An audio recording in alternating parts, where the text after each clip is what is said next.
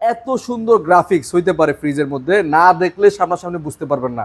মানে আপনার বাসায় 200 লিটার এটা ফ্রিজ, মানে যদি রাখেন আমি মনে করি আর কোনো শোপিস লাগবে না আপনার। এটা এটা একটা মানে শোপিস প্লাস একটা মানে ডিসপ্লে হিসেবে কাজ করবে আর কি। আপনি এদের ফ্রিজগুলো মানে নর্মাল এবং ডিপ ভাই কারো কোনো কমপ্লেন নাই ভাই, ডিপ ছোট হয়ে গেছে নর্মাল ছোট হয়েছে এই ধরনের কোনো কমপ্লেন কনকাতা নাই, কারণ 50-50 এবং ভিতরে অনেক ওয়াইড লিটার, হ্যাঁ সাইজ অনুযায়ী লিটার অনুযায়ী ভিতরে অনেক ওয়াইড হওয়াতে মানুষ মানে জিনিসপত্র খুব সহজেই রাখতে পারে, স্টোর করতে পারে। 200 লিটার ফ্রিজও কিন্তু এবং একটা 200 লিটারের ফ্রিজের ডয়ারটা দেখেন না ভাই, আপনি একটু একটা অন্য ব্র্যান্ডের 300 লিটারের ফ্রিজের ডয়ারের সাথে কম্পেয়ার করে দেখেন, মানে কি মজবুত করেছে এবং কত বড় করেছে। আর এটা রেগুলার প্রাইস থেকে তো বা হোলসেল ইলেকট্রিবিটি আপনাদেরকে ডিসকাউন্ট দিচ্ছি সর্বোচ্চ পরিমাণ মার্কেটে যেটা আছে, আফটার ডিসকাউন্ট প্রাইস 32,000 টাকা। সব প্রোডাক্টের দাম বাড়লেও আমরা হোলসেল ইলেকট্রিবিটি কখনো দাম বাড়াই না। তবে এইখানে অনেকে জেলাস ফিল করে আমাদের কমেন্টস বক্সে অনেকেই দেখবেন, অনেক দোকানদার ভাইয়েরা আমার কাছের পরিচিত দোকানদার ভাইয়েরা অনেকে কমেন্টস করে, বাজে কমেন্টস করে, তো সেগুলো আমি দেখে হাসি যে